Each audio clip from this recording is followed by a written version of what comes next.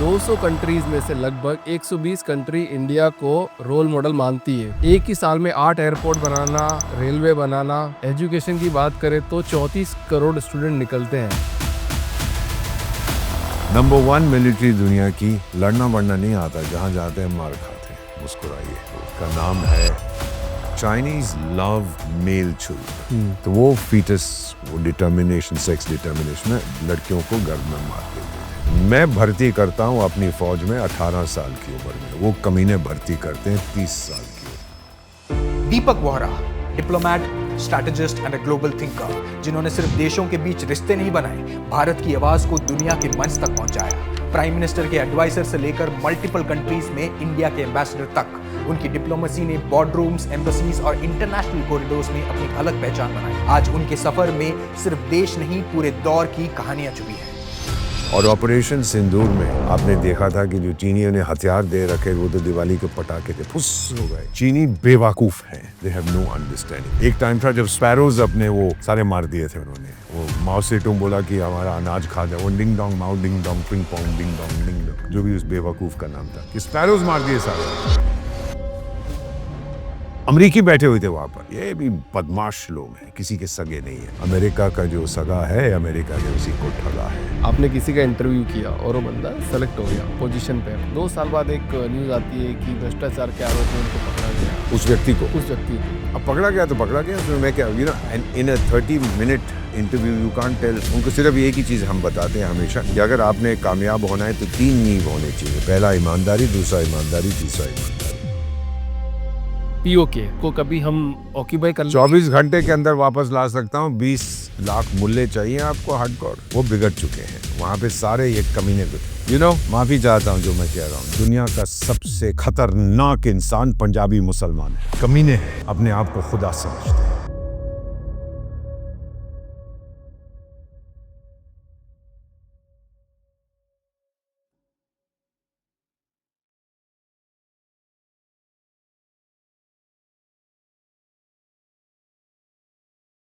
दीपक sir, एक बात से शुरुआत करता हूँ पॉडकास्ट की, फिर मैं बाद में इंट्रोडक्शन दूंगा आपका। 3 बार वर्ल्ड बेस्ट रैंकिंग लीडर, आप ही का कोट करने जा रहा हूँ मैं। एक आपकी वीडियो में कोट हुआ था कि 3 बार वर्ल्ड बेस्ट रैंकिंग लीडर, 25 साल की राजनीति, डिप्लोमेसी, इतनी स्ट्रॉन्ग फॉरेन सर्विसेज, 200 कंट्रीज में से लगभग 120 कंट्री इंडिया को रोल मॉडल मानती है। मिलिट्री पावर में 3rd नंबर पे हम लोग, इकोनॉमी की 4th लार्जेस्ट इकोनॉमी है। इंफ्रास्ट्रक्चर की बात करें तो एक ही साल में 8 एयरपोर्ट बनाना, रेलवे बनाना, एजुकेशन की बात करें तो 34 करोड़ स्टूडेंट निकलते हैं। आज दुनिया सिर्फ इंडिया को देख नहीं रही है, उसको सीरियसली भी ले रही है। आप मोदी जी को विष्णु भगवान का अवतार या फिर कभी कभी जामवंत जी का भी अवतार मानते हैं। मोदी जी की कैसी कौन सी 3 क्वालिटीज है जो दूसरे प्रधानमंत्रियों से उनको अलग बनाती है? बहुत बहुत स्वागत है दीपक जी आपका द पावरफुल ह्यूमन शो में। और जो आज वार्तालाप होगी वो भी बहुत पावरफुल होने वाली है। आपका बहुत बहुत धन्यवाद। Thank you very much. बहुत अच्छा लगता है कि आपके साथ बैठा हूँ। लगता है कि खूब बनेगी जब मिल बैठेंगे ये दो। But let me just put it to you like this. मुझे 53 साल हो गए हैं कूटनीति में और मेरी उम्र 75 साल की है। I turned 75 a few days ago. Prime Minister will turn 76 on 17th of September. इस 53 साल में जो मैंने देखा है, it has convinced me कि चाणक्य ने, मेरे दादा के दादा के दादा के दादा के दादा के दादा के परदादा के परदादा के परदादा, उनका नाम चाणक्य था, आपने सुना होगा। कौटिल्य भी गए थे उनको। उन्होंने कहा था अगर एक देश को महान होना है तो 6 चीजें होनी चाहिए। First is leadership. मैं आपको ये बताता हूँ साफ दिल से। And by the way let me also mention, looking straight into the camera, that my father's family was from Ghazni in Afghanistan. तो मैं 50% पठान हूँ। And my mother was linked to a Sikh family. तो पठान और सिख का खून जब मिलता है तो ये हैंडसम एम्बेसडर पैदा होता है। That was in 1951। So the first thing he talked about, Chanakya ने कहा था किसी देश को अगर महान होना है, लीडरशिप है, नेतृत्व। 53 साल में मैंने ऐसी लीडरशिप नहीं देखी है। भारत में जो इस समय हमारे पास है, absolute quick decisions, very sharp decisions, and he is one person, I know this from personal experience, वो रिव्यू करता है, अगर आप कहें सर ये सही नहीं है, he is willing to listen, लेकिन ultimately he is the commander, and then we all fall in line जो डिसीजन ली जाती है. So that was the first thing. अब आपको एक मज़ेदार आंकड़ा देता हूँ. 32 देशों ने अपने सबसे बड़े राष्ट्रीय सम्मान नरेंद्र भाई दामोदर दास मोदी को दिए हैं, more than any other leader दुनिया में. मानव इतिहास में किसी नेता को 32 नेशनल अवार्ड्स दूसरे देशों से नहीं मिले हैं. संयुक्त राष्ट्र संघ के 193 मेंबर्स हैं, और ये जो 32 देश हैं इसमें से 9 इस्लामिक देश हैं. राइट.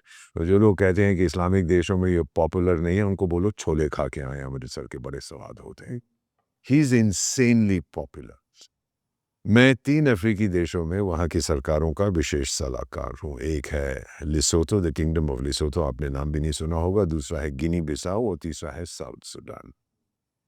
और जब इन तीनों की लीडर से कभी कभी मेरी बात होती है, अब तो मैं कम जाता हूँ कि बुढ़ा हो गया हूँ, but I talk to them frequently and they keep telling me that look, हमारे देश में ये समस्या है, ये चुनौती है. और फिर मजाक में सभी तकरीबन वहाँ के लीडर्स मुझे कहते हैं, यार टाइगर, नरेंद्र मोदी हमको दे दो 3 साल के लिए ऑन वेट लीज, हमारे देश की समस्याएं सॉल्व हो जाएंगी. तो मैं जवाब देता हूँ, मैंने कहा महामहिम मैं नहीं दे सकता, भारत को उसकी ज़रूरत है. So this is the kind of reputation that Prime Minister Narendra Modi has. Global South में 150 देश हैं. And they all accept him as a role model, as a, you know, he's not a politician, ये statesman है. लोग समझते हैं कि इसका दिल मेरे दिल की तरह धड़कता है, तो एक ही आवाज़ आती है, भारत भारत भारत. और जैसा इनका खून है वैसा मेरा खून है, तिरंगा.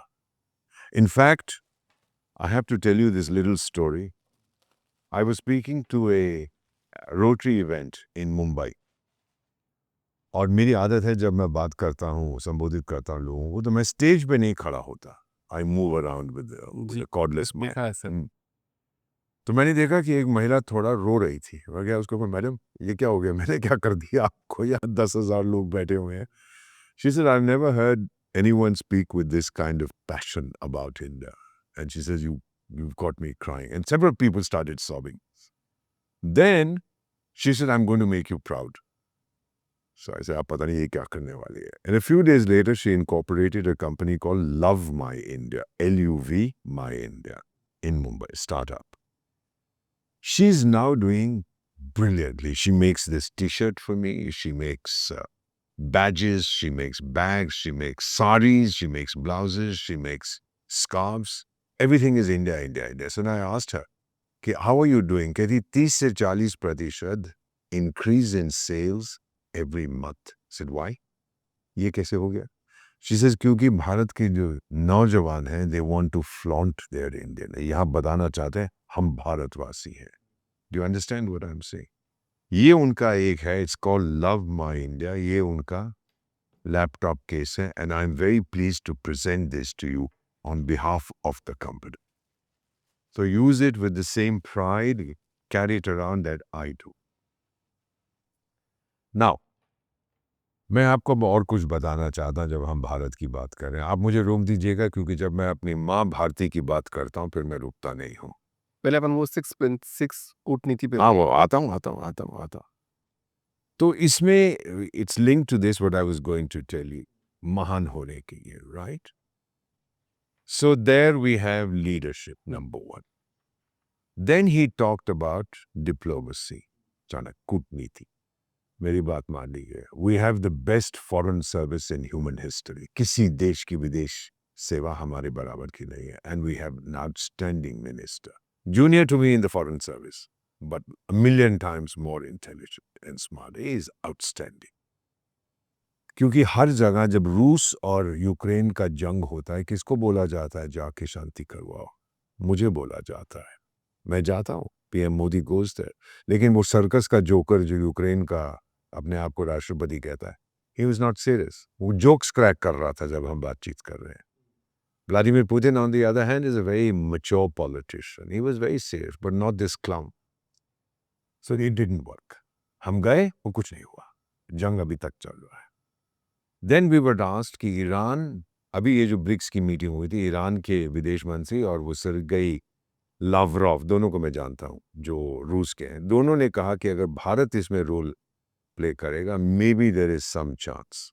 मैं ये नहीं कह रहा कि हमने रोल प्ले किया है, ना मैं कह रहा हूँ हमने रोल नहीं प्ले किया है, but there are signs that we may be heading to a resolution of the crisis in the middle east.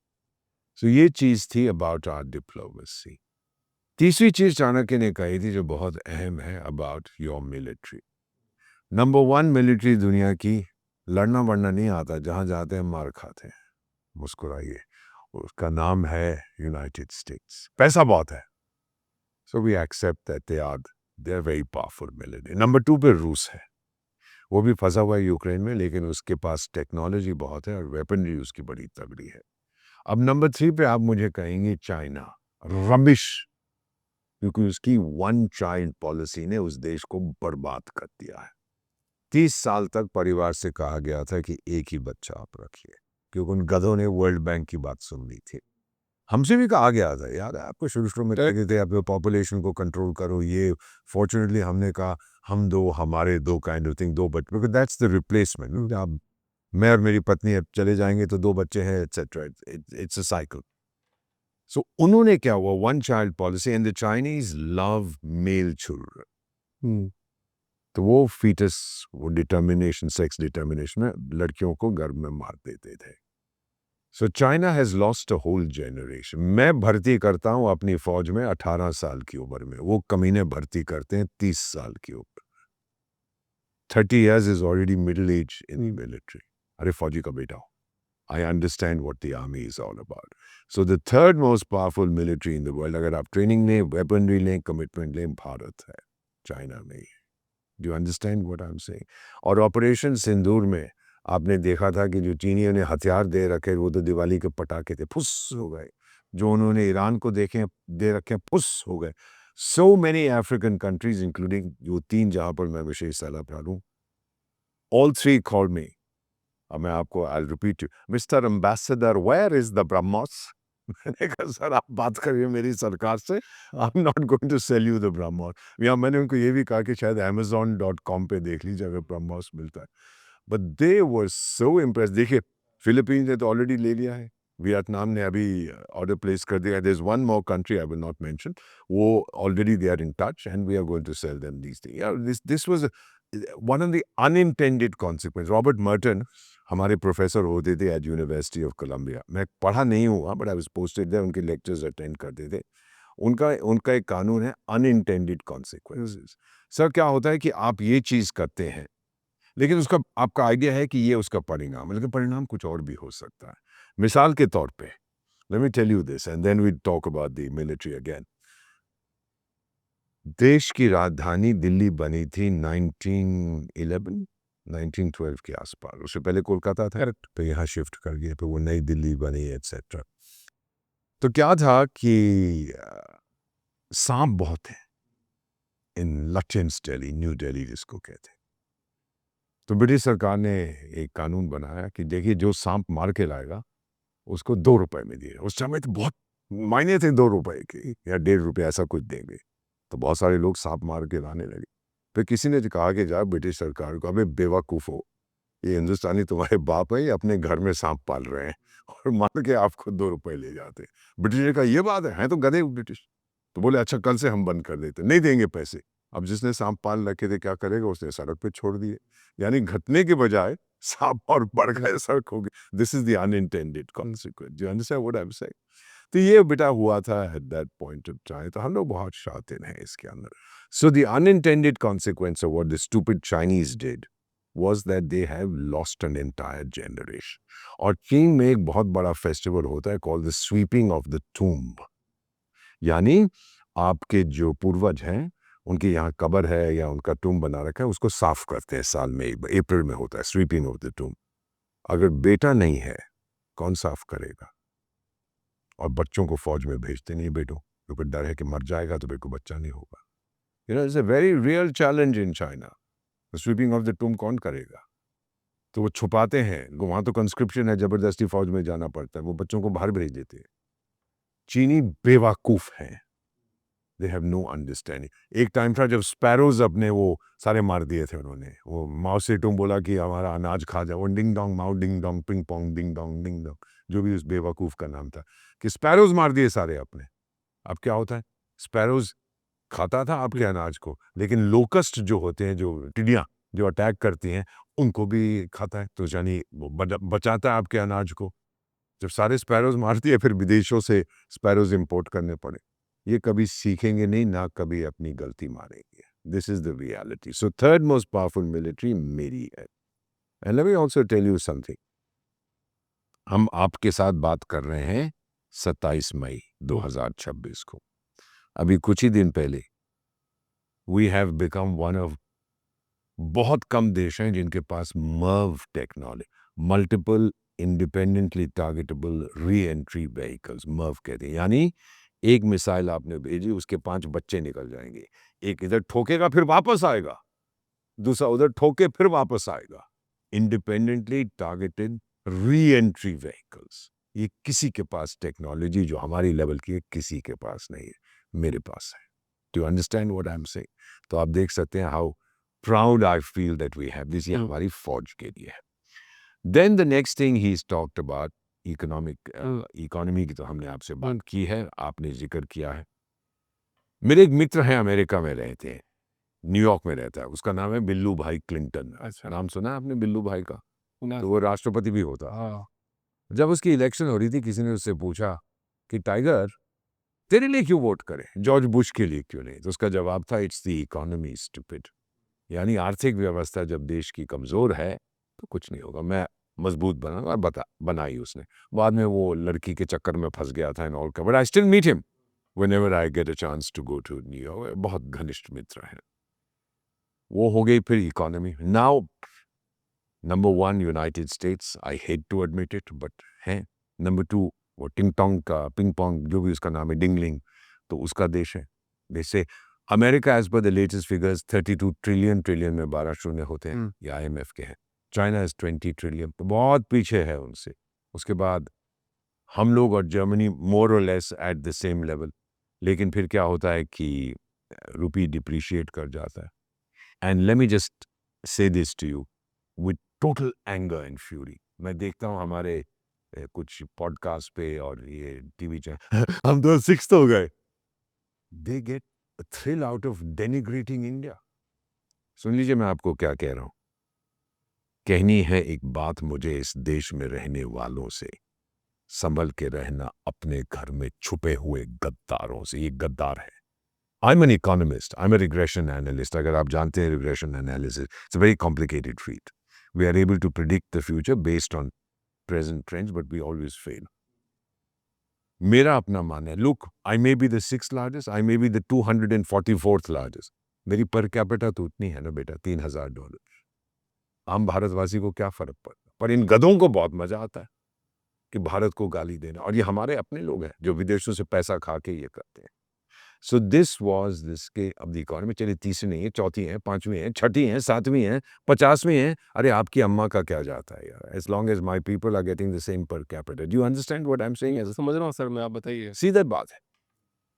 Then the fifth thing he talked about was education. जब मेरा निर्माण हुआ था भारत में, 500 कॉलेज और यूनिवर्सिटी थे 1951। I was manufactured in 1951। 500 colleges and universities, today I have 60,000।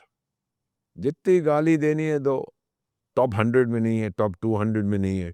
अच्छा भाई, ये मुझे बताएंगे आप, भगवान ने कब लिस्ट बनाई थी टॉप 100 की? किसने लिस्ट बनाई? किसी गोरे के बच्चे ने? मैं लिस्ट बना रहा हूँ, उसके अंदर सिर्फ IIT और IIM है और कोई नहीं है। What nonsense do you guys talk? गोरा जो कहता है, ट्रम्प साहब ने बोल दिया इंडिया की डेड इकोनॉमी है, तो आप फुदकने लगे, ओ डेड इकोनॉमी।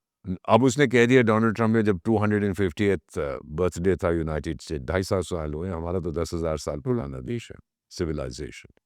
तो आप लोग बड़े खुश हो गए जी, वो डेड इकोनॉमी। अब उसने बोला Narendra Modi is a great गाय, तो उनके मुंह पे ताला लग गया। आप क्या बोलेंगे? जब ट्रम्प ने गाली दी तो आप फुदकने लगे, और जब ट्रम्प तारीफ करता है तो आप खामोश हो जाते। This was the thing about education. मेरे पास 15 लाख स्कूल हैं भारत में। अरे जितनी गाली देनी है तो ब्लैक बोर्ड नहीं है, व्हाइट बोर्ड नहीं है, ग्रीन बोर्ड नहीं है, और 34 करोड़ विद्यार्थी हैं। अमेरिका की आबादी 34 करोड़ की है। These are official figures. 34 crore, do you understand the significance? ये सुनामी है जो आ रही है। Every year so many graduate. हाँ जी, तो बट आप तो नौकरी नहीं दे पाओ तो क्या करूं, स्कूल बंद कर दूं? स्टार्टअप इंडिया किसने आइडिया ये दिया था? 150 startups every day sir, 150. And this bag that I gave you, this computer bag, is a startup. So you have, if we understand this, the brain power, grey matter Bharat का दुनिया में सर्वश्रेष्ठ है. Then the sixth thing he talked about was infrastructure. और infrastructure में क्या होता है? एक दिन में मैं 34 किलोमीटर हाईवे बना था, 12 किलोमीटर रेलवे लाइन बना था, 100 घंटे के अंदर 100 किलोमीटर एक्सप्रेसवे बनाता हूँ, 8 नए हवाई अड्डे एक साल में मैं नींव रखता हूँ, 2 मेट्रो सिस्टम की नींव मैं एक साल में रखता हूँ. ये भारत है. किसी देश में ताकत नहीं है इस तरह का इंफ्रास्ट्रक्चर बना सके. हाँ, पहले हमने नहीं बनाया था, अपॉर्चुनिटी थी, बट समय होता है. There is a time and place for everything. अब आ गया है तो ये मौका हो रहा है. अब फाइनली उसने कहा था कि आपको इन 6 चीजों के नीचे होना, नींव होनी चाहिए आत्मविश्वास, सेल्फ कॉन्फिडेंस. और इसीलिए जब मैं प्रेजेंटेशन करता हूं मैं उसको कहता हूं द जामवंत इफेक्ट. कौन था जामवंत? मैं बताता हूं आपको. Do I have the time to continue my monologue? Sir continue है आपका टाइम. Thank you. सीता माँ का अपहरण होता है, आप जानते हैं. आपने रामायण पढ़ी है, मैंने भी पढ़ी है. जहाँ जितने लोग आपके बैठे मुस्कुरा नहीं रहे, बड़े सीरियस हैं, बट अपहरण होता है सीता माँ का. मुस्कुराइए आप लोग, सब लोग. Don't be so serious. हाँ, डोंट बी सीरियस, मुस्कुराओ यार. मुस्कुरा, अच्छा लगता है. दुनिया बहुत हसीन है, हंसिए. क्या होता है कि वो ले जाता है उनको कहीं पर. वो कहते हैं अपने जनरल से, भगवान श्री हनुमान, जिनकी तस्वीर मेरी छाती पर गड़ी हुई है, ये ढूंढ के ला. 28 प्लेसेस इन इंडिया भगवान श्री हनुमान भारत के कोने कोने में जाते हैं. 28 तीर्थ स्थान है जिनका लिंक है उनके साथ. 14 महीने गया हूं, ढूंढ नहीं पाते. नॉर्थ, साउथ, ईस्ट, वेस्ट, हर जगह भारतवर्ष में जाते हैं. सिर्फ वो छोटे से द्वीप में नहीं जाते, डिप्रेशन में चले जाते हैं. और ये जो मैं बता रहा हूं, रामायण और महाभारत हमारी माइथोलॉजी नहीं है, मेरा इतिहास है, मेरा लिविंग इतिहास. अरे गोरों की माइथोलॉजी है, मेरी नहीं है. I have history on my side and this is my living history. खाना पीना बंद कर देते हैं. He starts withering away. लोग कहते हैं पता नहीं सर्वाइव करेगा कि. उनके साथ एक दो लोग हैं तो वो बात करते हैं कि देखो यार, हम लोग कितने ये कहानी सीता माँ की, हमने सुना था कि एक वल्चर जटायु ने मुकाबला भी किया था जब उनका अपहरण हो रहा था, कोई उनको उठा के ले जा रहा था, तो जटायु देखो उस जंग में मारा गया. तो एक वहां पे वल्चर और आता है, वो चाहता है कि अब ये लोग तो मरने वाले हैं, मैं खा जाऊंगा इनके जिस्म को. तो कहता है आपको जटायु कैसे जानते हैं? तो कहते हैं भाई ऐसे. तो कहता है सुनिए, मेरा नाम संपत्ति है, मैं जटायु का बड़ा भाई, और मैं बताता हूं सीता माँ का है. वो कहता है कि वो छोटे से द्वीप पे है. लेकिन क्वेश्चन ये है, उस टाइम पे ना आपके पास एयरप्लेन्स हैं, ना आपके पास पानी के जहाज हैं, तो जाएंगे कैसे? फिर जामवंत भालू आता है, भालुओं का राजा. हनुमान, अपनी ताकत याद कर, अपना जुनून याद कर, अपने आप पे भरोसा कर, आत्मविश्वास. एक छलांग लगा के वहां पहुंच जाते हैं. And then you know the rest that happens. संपत्ति की एक और ट्विस्ट है कहानी में. ही कांट फ्लाई, क्योंकि वो और उनका छोटा भाई जटायु सूरज की तरफ उड़ रहे थे, तो गर्मी से हो सकता था उनके पंख पिघल जाते. तो संपत्ति ने अपने पंख अपने छोटे भाई के ऊपर भेजा, खुद घायल हो. ये परंपरा है इस देश की. Do you understand what I am saying? एक दूसरे के लिए जान देते हैं. बड़ा जो होता है, is the head of the family, तो उड़ नहीं पाता था. लेकिन जब श्री राम को ये बात पता लगी, उड़ना शुरू कर दिया उसने. तो भगवान श्री हनुमान जाते हैं लंका में, स्ट्रेटेजिकली अपने आप को गिरफ्तार करवाते हैं. और फिर क्या होता है? रावण के सामने लिया जाता है, etcetera etcetera. So that is the Jamvant effect. आज हमारी जिंदगी में एक जामवंत आया है, विष्णु का अवतार है, उसका नाम है नरेंद्र भाई मोदी. उसने भारत को उसकी ताकत याद करा दी है. हमको एक ही संदेश उसने दिया था, आदेश दिया था, आंख झुका के नहीं राजदूत, आंख उठा के नहीं राजदूत, आंख से आंख मिला के बात करो. मैं वो करता हूँ, आंख से आंख मिला के. देखिए अभी अमेरिका का यहाँ पे आया था ना वो सेक्रेटरी ऑफ स्टेट, क्या नाम है उसका, मार्क समथिंग हो दिया, मार्को रूबियो. अब लोगों ने बड़ी आलोचना की, जी इतना बड़ा आदमी आया था तो कोई एयरपोर्ट पे नहीं गया, मिनिस्टर यहाँ नहीं गया. अरे वो कोलकाता गया था पहले, मेरे पास इतना टाइम है वहाँ जाऊँ, 193 सदस्य हैं, सबके लिए वहाँ जाऊँ मैं, क्या सिर्फ इसके लिए जाऊँ? कौन है ये भगवान का अवतार है कोई जो आया हुआ यहाँ पे? मेरा प्रोटोकॉल है, I follow that protocol. PM sahab ने उसको रिसीव किया, वेरी गुड, गुड इनफ. और गया क्यों था? वो मिशनरीज ऑफ चैरिटी की जो क्रिश्चियन संस्था है मदर टेरेसा की, जिसका फॉरेन करेंसी रेगुलेशन एक्ट से हमने उसका रजिस्ट्रेशन हटा दिया था, कुछ साल हुए हैं. फिर उन्होंने कहा कि ट्राई करिए, फिर हमने इन्वेस्टिगेशन किया, वो कन्वर्जन का मामला था तो वापस लिया. तो ये वहाँ गया था बताने के लिए कि मैं ऐसे देश से आता हूँ, हम क्रिश्चियनिटी की रक्षा करते हैं, क्योंकि मैकडोनल्ड ट्रंप ने नाइजीरिया पर भी बम फेंके थे. वहाँ का एक इस्लामिक रेडिकल ग्रुप ठोक रहा था क्रिश्चियंस को, तो इन्होंने उनको जाके ठोका कि आई हैव टू डिफेंड. ये अपनी डोमेस्टिक ऑडियंस के लिए इसने किया. गए आप वहाँ पे, आपने इंसिस्ट किया कि मैं जाना चाहता हूँ. फिर उसके बाद आप यहाँ आए, फिर आपकी जो 250th एनिवर्सरी जन्मदिन पे बहुत बातें हुई एट्सेट्रा. और डोनाल्ड ट्रंप साहब ने भी वर्चुअल एक भाषण दिया. Oh Modi is a great guy and I love him, is a wonderful guy and I love India. शाम को कुछ और बयान दे देता, उसका भरोसा कौन करता? So this is what I want to tell you बेटा. I have been an Indian for 75 years. Look, मेरा समय आएगा, मैं तो चला जाऊंगा, लेकिन अगर उसने मुझसे पूछा ना क्या चाहता है, 3 चीजें मांगूंगा. फिर से भारत में मेरा जन्म हो, फिर से भारत का राजदूत बनूं, और फिर से आपके पॉडकास्ट में आने का मौका मिलना चाहिए मुझे. ये 3 चीजें मैं उससे मांग. So Jamwant is the real hero, जिसने हनुमान को उसकी ताकत याद कराई थी. जैसे प्राइम मिनिस्टर, उनके भी एक टालिस्मैन है, एक तस्वीर है सिल्वर में जो मैं अपने गले में पहनता हूँ. ये सब मेरे गुरुओं ने दे रखा, जो मेरे हाथ में आप देख रहे हैं.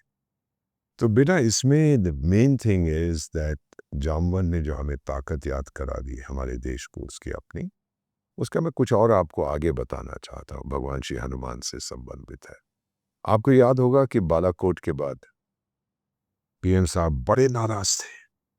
बालाकोट में जो स्ट्राइक हुई, फिर उनकी, मैंने देखा था अहमदाबाद में बोल रहे थे, उनकी आंखों से अंगारे निकल रहे थे. आप यूट्यूब में देखिए उसको, अंगारे थे उनकी आंखों में. हमारा सिद्धांत है, हम मारेंगे घर में घुस के. फिर उसके बाद का 7वें पाताल में भी छुप जाएंगे, वहां से मैं ढूंढ निकालूंगा, कुछ चीजें कहीं थी. ये कब से हमारा सिद्धांत हो गया कि हम घर में घुस के मारेंगे? हमारा तो सिद्धांत कुछ और था. बचपन में मुझे बताया कोई यहाँ तमाचा मारेगा तो उसको बोलो जी यहाँ भी मार दे. मैं तो गांधीवादी था. पेट में लात मारेगा, बोलो जी पीठ पे भी मार दे. मेरे को एक बूट से किक करेगा, मैं कहूँ जी दूसरे से भी कर दे. मैं तो वैसा था ना, वो मेरा सिद्धांत था. मुझे समझ नहीं आया क्या कह रहे हैं, ना मेरी इतनी औकात है कि जाके उनसे पूछूं सर आप क्या कह रहे हैं. I may be special adviser in Africa and in Kargil and Leh, but मेरी औकात नहीं थी. तो मैंने क्या किया, महाकुंभ में आप गए थे प्रयागराज? मेरे को जाने का मौका नहीं मिल पाया. चलिए मैं गया. किन्नर अखाड़ा में गए थे. किन्नर ये लोग जिनको हम ट्रांसजेंडर्स कहते हैं. I was staying somewhere else, but हम गए तो वहां पता लगा एक महात्मा आई हुई है, मैडम. मैं गया, मैंने कहा महात्मा जी मैं आपसे सवाल पूछना चाहता हूँ. शी सेड हाँ राजदूत, मैं जानती हूँ आपको, टीवी पे देखा, इधर उधर पॉडकास्ट में देखा. बैठिए आप मेरे साथ. नहीं नहीं नहीं, मैं बैठूंगा आपके चरणों में, आप महात्मा है, मैं पापी हूं. चलिए पूछो. तो मैंने कहा ये क्या बोल रहा है प्राइम मिनिस्टर कि हमारा सिद्धांत है घर में घुस के मारेंगे. शायद आपने भी ये नहीं सोचा होगा. कहती रामायण पढ़ी, सनातनी हूं, क्या कह रही हैं आप? Of course I have read the Ramayana. कहती आखिरी चीज हनुमान ने क्या की थी उस द्वीप में? मैं एक महल को आग लगा के आ गया था. राजदूत को समझ आया. मैंने कहा मैं हमने घर में घुस के मारा था. तब मुझे समझ आया प्राइम मिनिस्टर क्या कह रहे हैं. वाकई ही हजारों साल से ये हमारा सिद्धांत है, घर में घुस के मारेंगे. तो बहुत अच्छा था कि प्राइम मिनिस्टर ने भारत को उसकी ताकत याद करे। अरे आज हम किसी के सामने झुकते नहीं है।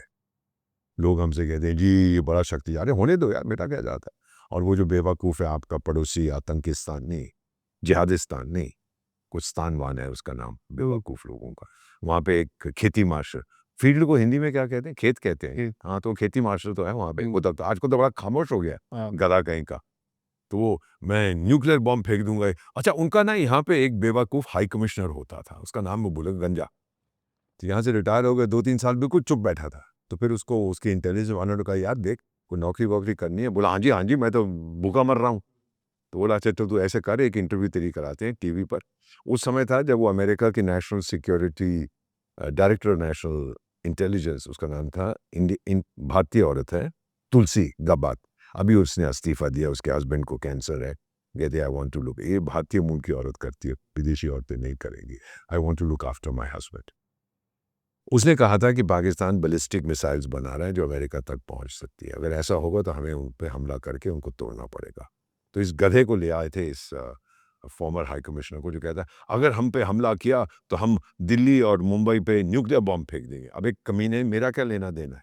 तेरे को अमेरिका ठोक रहा है तो तू मेरी तरफ क्यों देख रहा है? गधे, एब्सोल्यूट इडियट्स। हाँ। और फिर जो एंकर थी वो कहती हाँ बिल्कुल कल कर दीजिए, बॉम्ब फेंक दीजिए। और टाइगर, अब एक गधे, पता नहीं तेरे को यहाँ किसने अपने देश का राजदूत बनाया था, but you are imbecile, you are dolt. तुम्हें इतनी अकल नहीं है कि राजदूत को कैसे बात करनी चाहिए, कि धमकी दे रहे हो तुम भारत को। और पीएम साहब ने एक बार ये भी बात कही थी कि ये अपने परमाणु हथियारों की बात करते हैं, हमारे पास जो है हमने दिवाली के लिए नहीं रखे हुए।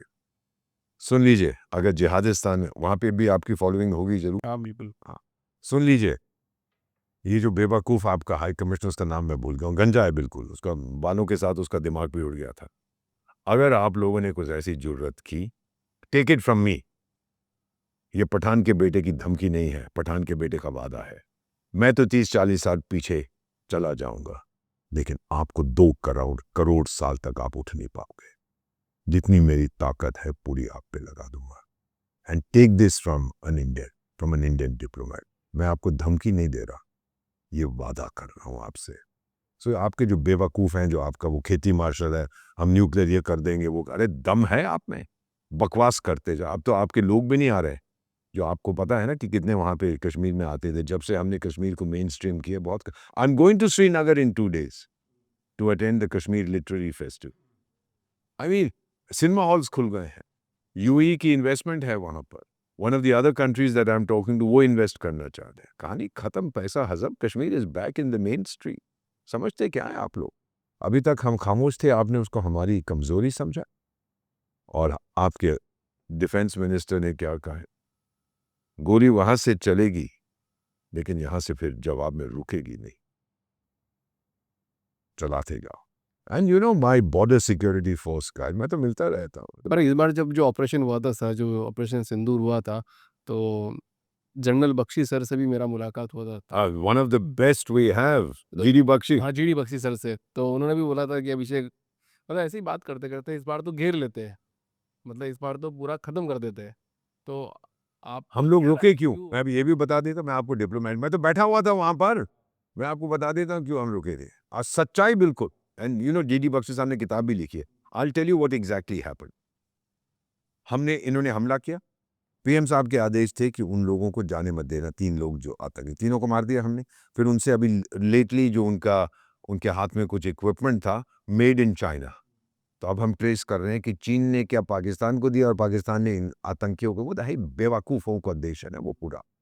तो ये मेड इन चाइना इक्विपमेंट है, this was America, made in America equipment sold to China. China had given it to Pak. ये पूरा देखिए नेटवर्किंग कमीनों का। और उन्होंने फिर आतंकियों को दिया। मुझे याद नहीं है क्या चीज़ थी, but we have found that ये तीनों के पास था वो। अब क्या होता है कि पीएम साहब ने कहा इन तीनों को उड़ा दो। टाइम लगा था उसके अंदर, और उसमें क्योंकि ये जंगल में छुपे हुए थे, अब पकड़ना बड़ा मुश्किल है। हमारी सैटेलाइट्स में इतनी ताकत नहीं है कि जहाँ बहुत पेड़ पत्ते होते हैं उसमें पेनिट्रेट करे, लेकिन हम लोग को मालूम था कि इस एरिया में है। तो हमारी फौज ने, उन तीनों ने अपना सैटेलाइट फ़ोन ऑन किया, only for a few seconds, कहने के लिए भाई फौज हमें पता लगा आ रही है, हम बंद कर दिया। अब हमें पता लगा कि बिकॉज वी वर मॉनिटरिंग कि इस एरिया में कहीं मंडरा रहे हैं, हम थोड़ा आगे बढ़ते गए। 1 हफ्ते के बाद फिर ऑन किया, जनाब खाना पीना नहीं है हमारे, बताओ क्या करना है। फिर बंद कर दिया। उनको पता था कि ज़्यादा देर तक ऑन नहीं रखना। हमें फिर पता लग गया, हम और आगे बढ़े। 3rd आया, जनाब लगता है कि इंडियन आर्मी तो बिल्कुल सामने आ गई है, क्या करना है। वो हमको एग्जैक्ट पोजीशन पता लग गई, ठोक दिया तीनों को हमने। तब ये सामान मिला उनसे जो अमेरिकन कंपनी ने चाइना को भेजा था। चाइना ने, वो चीनी बदमाश है, 1 नंबर के धोखेबाज है, भरोसा मत करिए। तो फिर क्या होता है कि जब हमने इन तीनों को ठोका, फिर हुआ ऑपरेशन सिंदूर। पहले हमने किसको ठोका था? आतंकी ठिकानों को। और हमने उनको कहा कि हमने आपकी फौज या सिविलियन इंफ्रास्ट्रक्चर पर हमला नहीं किया, जवाब मत देना। उधर से जवाब आता है, the response will be swift and severe. घमंड, ठीक। उनका command and control centre Nur Khan airbase, general Bakshi ने आपको बताया होगा उसके बारे में। बेटा वो उसी कंपनी जीई, जनरल इलेक्ट्रिक ने बनाया था, जिसने अमेरिकन प्रेसिडेंट के लिए कमांड एंड कंट्रोल सेंटर बनाया। अगर न्यूक्लियर जंग होता है वो वहां घुस जाएगा, and that is practically impervious to a nuclear bomb। Nuclear attack भी होता है तो वो रहेगा। तो पाकिस्तानी तो छाती फुला गया, न्यूक्लियर अटैक हो जाएगा, हम सब यहाँ घुस जाएंगे। अब हमने कहा कि यार ये तो बड़ी we have to now, since they are troubling us, हमारे जब उन्हें कहा हमारा रिस्पॉन्स स्विफ्ट एंड सिवियर होगा, तो हमारे जहाज उड़े, देखे कहाँ से आ रहे हैं। और चीनी बैठे हुए उसके अंदर बता रहे थे, देखो ये जहाज इधर जा रहा है, इधर जा। वो तुर्की वाले भी बैठे हुए थे, ड्रोन शो में ट्रेनिंग देते थे, अमरीकी बैठे हुए थे वहाँ पर। ये भी बदमाश लोग हैं, किसी के सगे नहीं है। अमेरिका का जो सगा है, अमेरिका ने उसी को ठगा है। तो क्या होता है, हमारे जहाज़ों को कुछ नुकसान हुआ, कितनों को क्या नुकसान हुआ, forget about it, that is irrelevant. फिर हमको पता लगा कि ये सैटेलाइट इमेजरी जो चीनी दे रहे हैं, ये नूर खान एयरबेस से है। और फिर आदेश आया, जो मिलिट्री इंस्टॉलेशन है, अभी तक तो हमने टेरर आउटफिट्स को हिट किया था, उड़ा दो। फिर हमारे एयरफोर्स ने स्कैल्प मिसाइल्स फ्रेंच ओरिजिन की उसका इस्तेमाल किया। लेकिन मेन चीज़ क्या थी? Air conditioning. बख्शी साहब ने बताया होगा 2x2 फुट का एयर कंडीशनिंग डक्ट। भाई जो उनका कंट्रोल सेंटर था, जितना ये कमरे की विड्थ था उतना तो कंक्रीट लगता है एक दीवार पे, ताकि बॉम्ब कोई अंदर ना जा सके। लेकिन एयर कंडीशनिंग चाहिए क्योंकि आप ज़मीन के नीचे हैं। तो उस डक्ट के थ्रू हमारी ब्रह्मोस गई, और वो ब्रह्मोस मिसाइल जिस टीम ने तैयार की थी, उसका नेतृत्व भारत के एक बेटे ने किया था। ये होती है नारी शक्ति।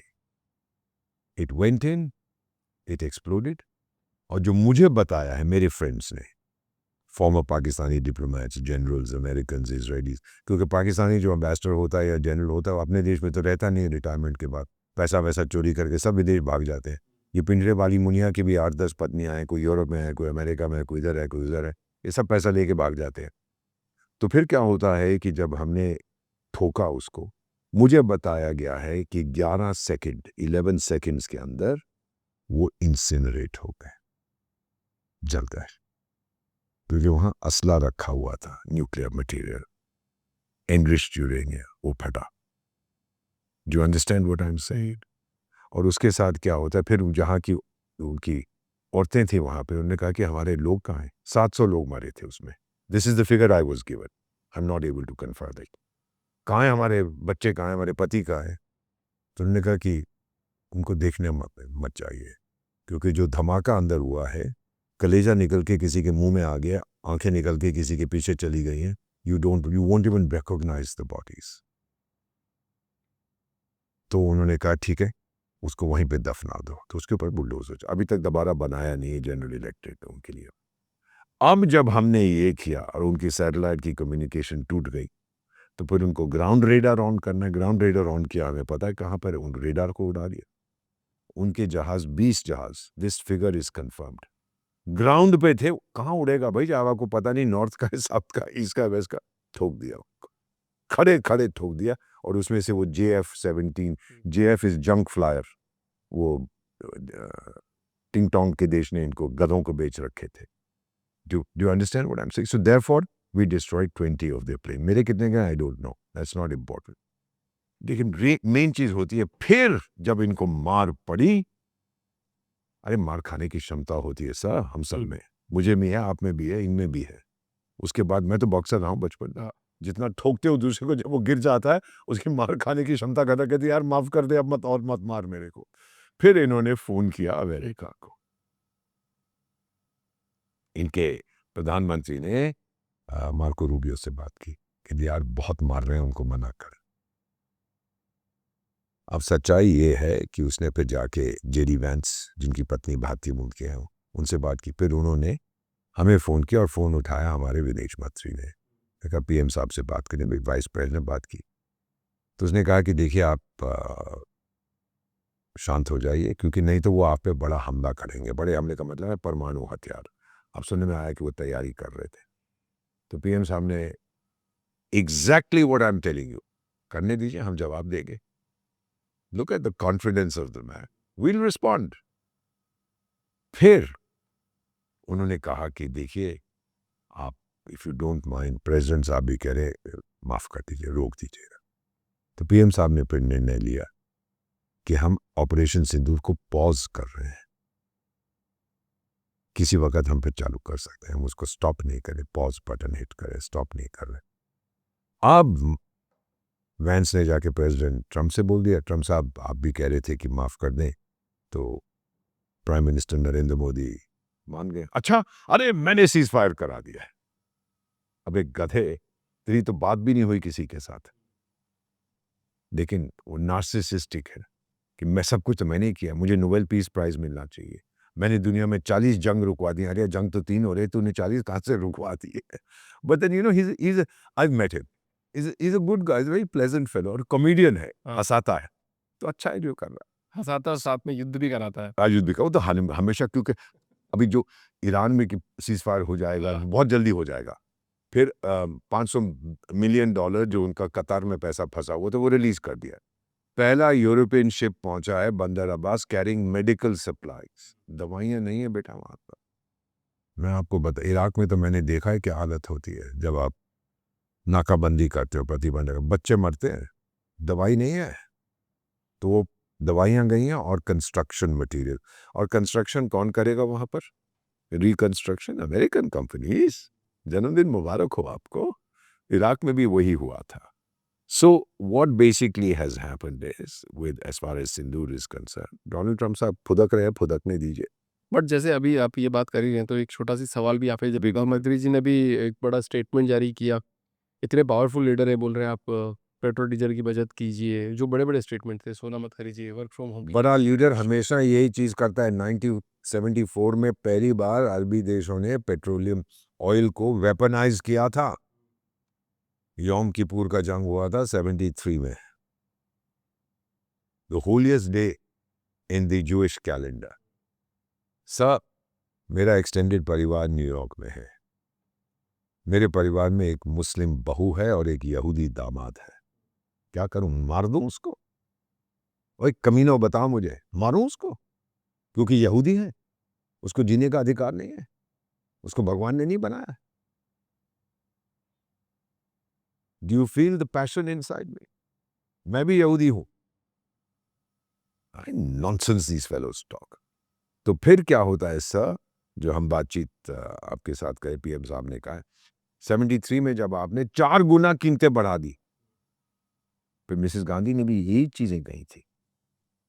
और हमारी आर्थिक व्यवस्था कमजोर क्यों थी, मैं आपसे पूछ रहा हूं। 71 में क्या हुआ था? जंग लड़ी थी हमने, जिहादिस्तान को के 2 टुकड़े हो गए, बांग्लादेश बना दिया। ठीक है, हाँ हम जंग जीत गए। टाइगर पैसे किसने दिए उसके? जो 1 करोड़ शरणार्थी आए थे, खाने पीने के पैसे कौन दे? मेरी आर्थिक व्यवस्था बहुत कमजोर हो गई थी sir. I was in trouble. और 4 गुना आपने कीमतें बढ़ा, यहां तक कि रुपया गिरने लगा था।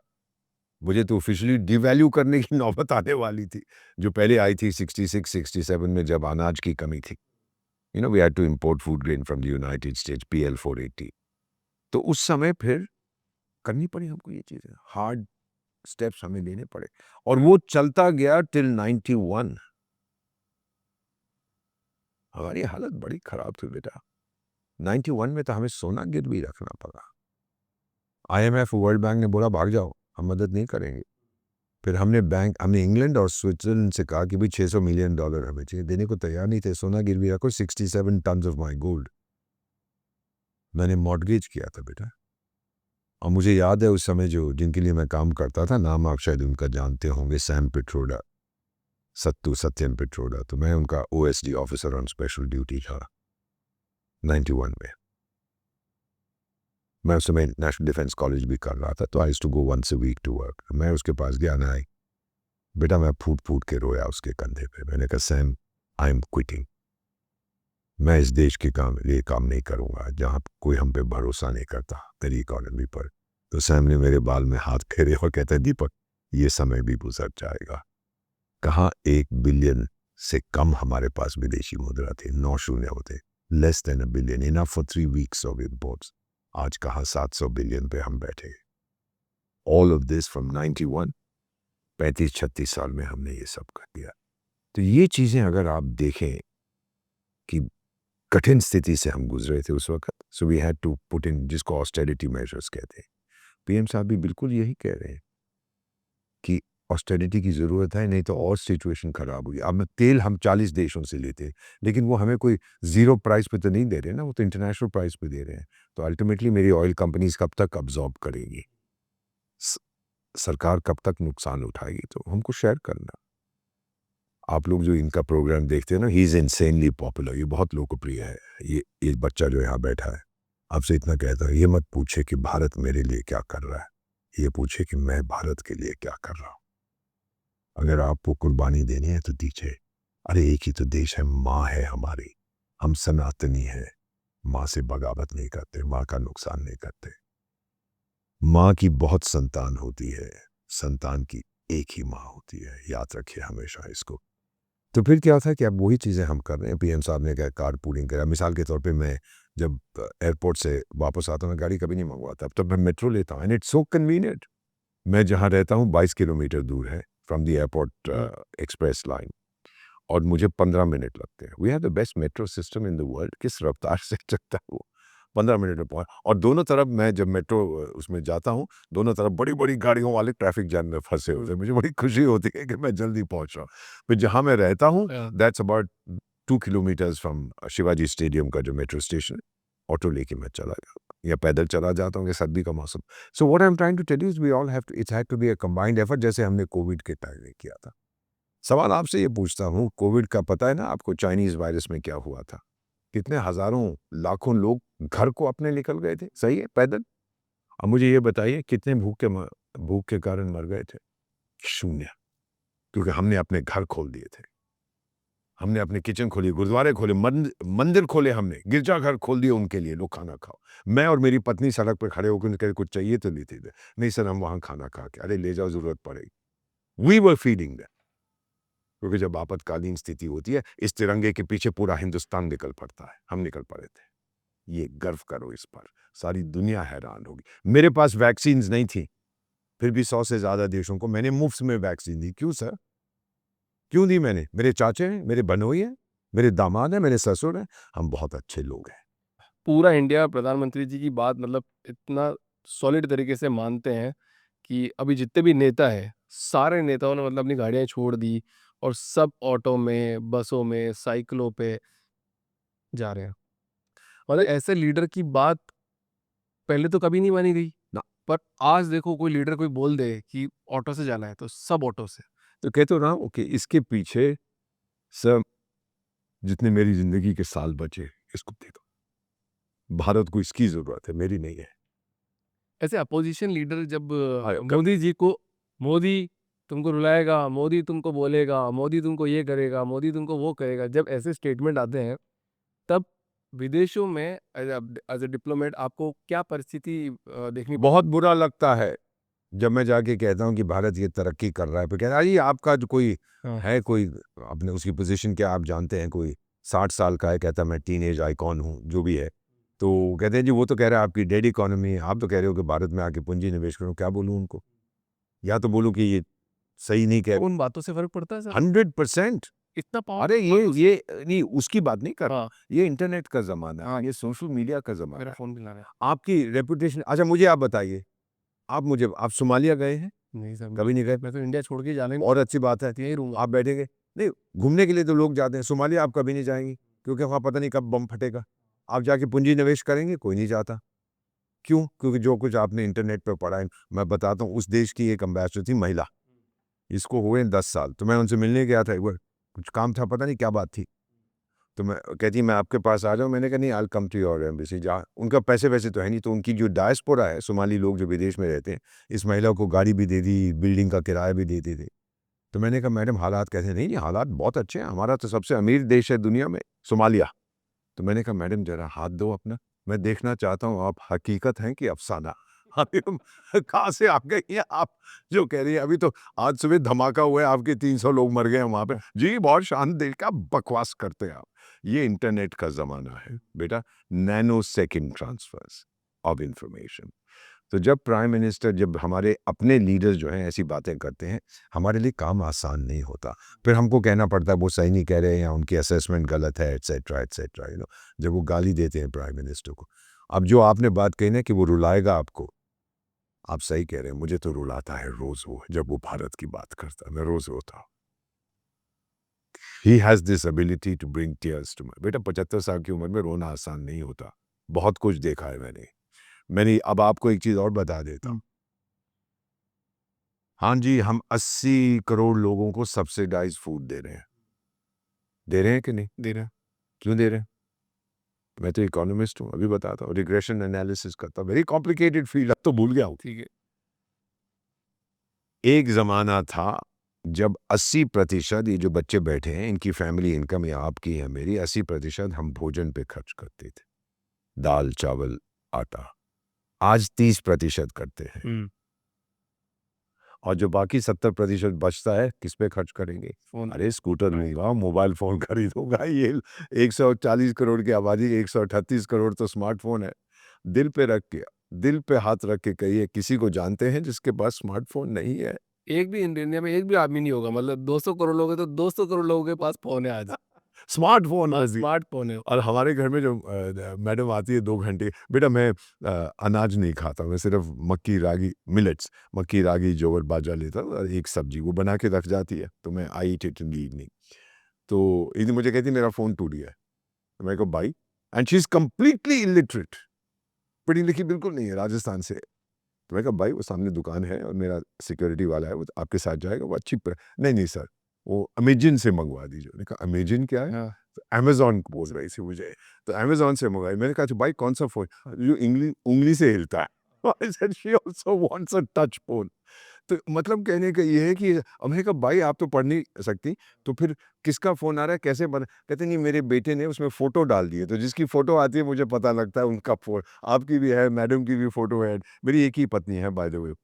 49 साल से, हमारा 49 साल हो गए together. We are still totally in love. So just one wife. तो ये मैं जो आपसे ज़िक्र कर रहा था ना कि जब ये लोग बुरी बातें करते हैं भारत के बारे में, बड़ा मुश्किल हो जाता है फिर मुश्किल इन द सेंस कि लोगों को पता है आज इंटरनेट पे सारी दुनिया तारीफ़ करती है भारत की इकोनॉमी की। इस साल 2026 में पूरी दुनिया 2 या 2.25% ग्रो करेगी।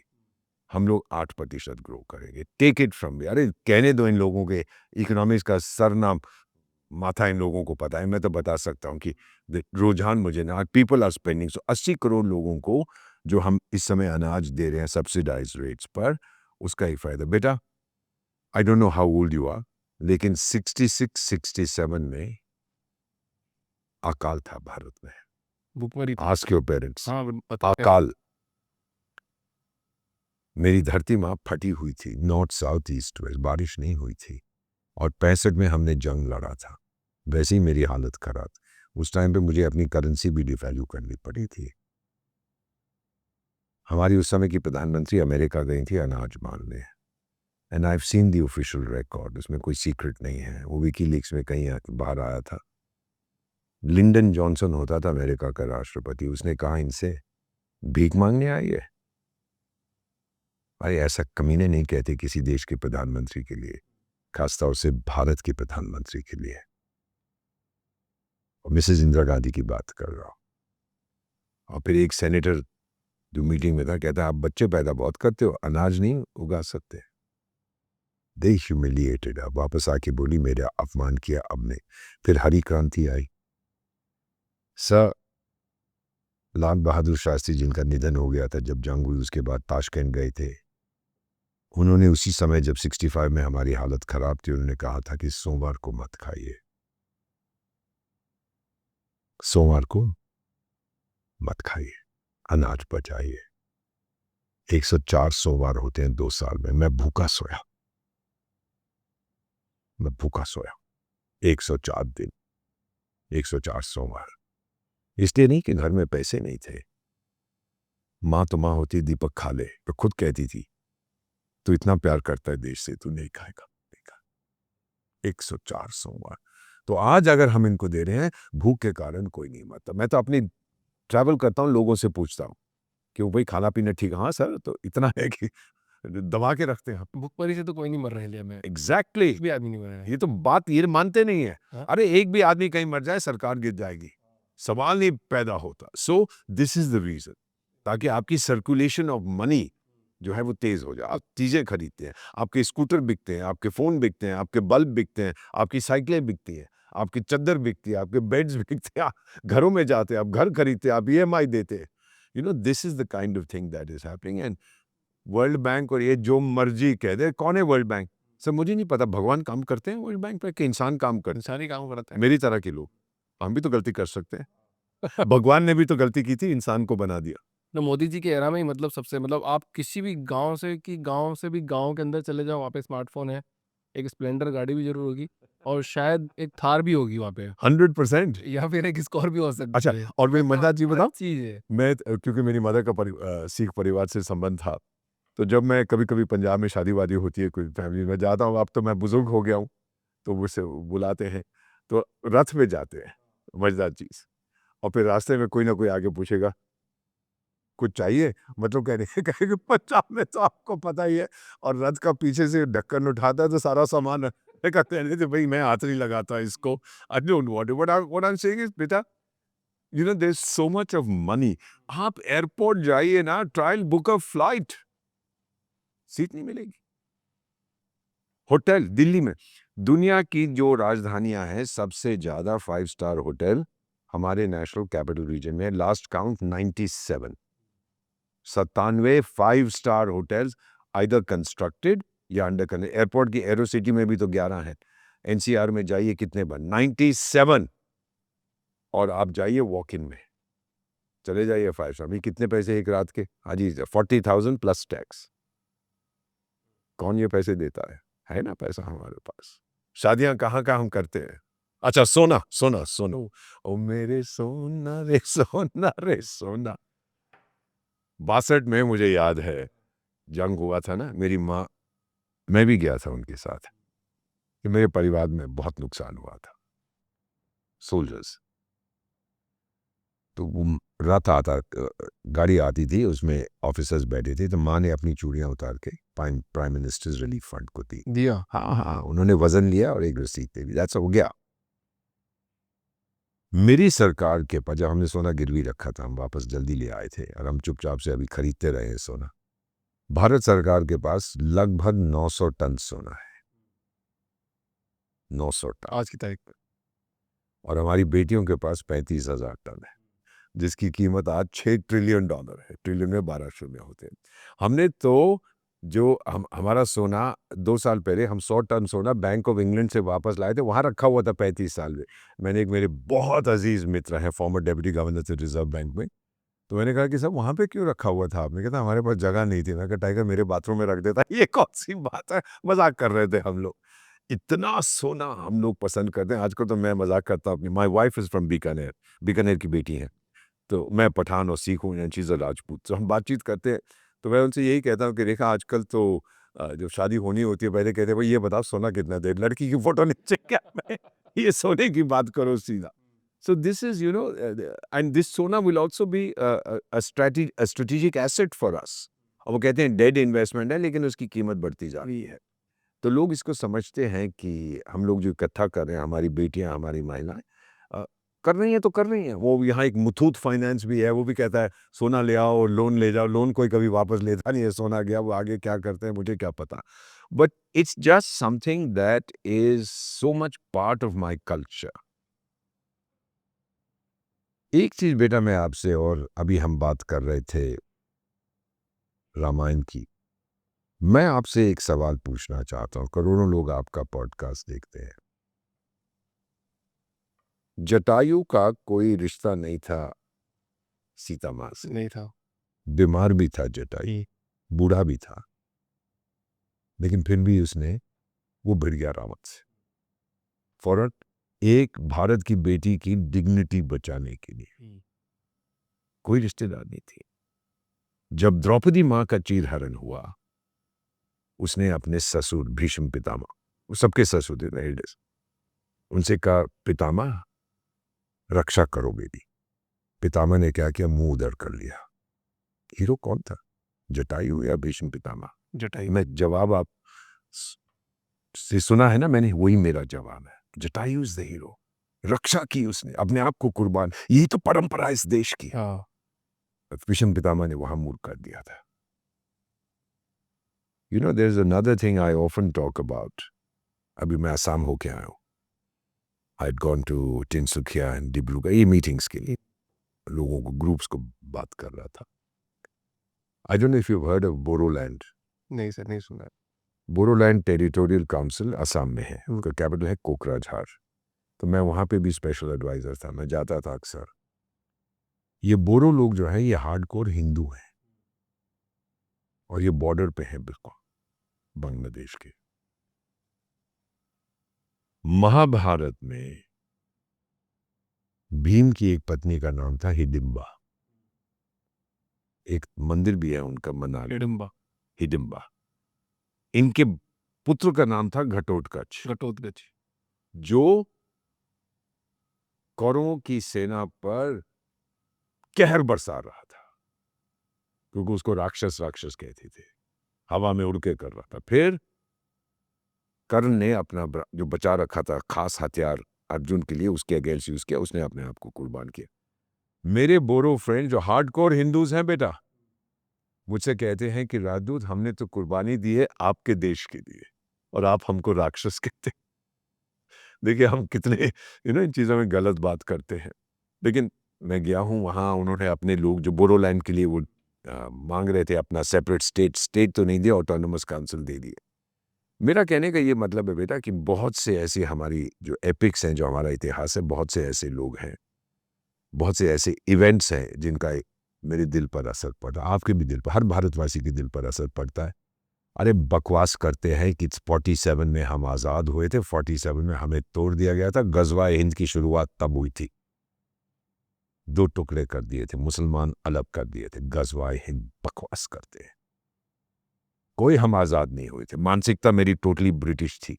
25 लाख भारतवासी लड़े थे ब्रिटिश साम्राज्य को बचाने के लिए दूसरे विश्व युद्ध में, इंक्लूडिंग माय लेट फादर। मैंने उनको कभी माफ नहीं किया।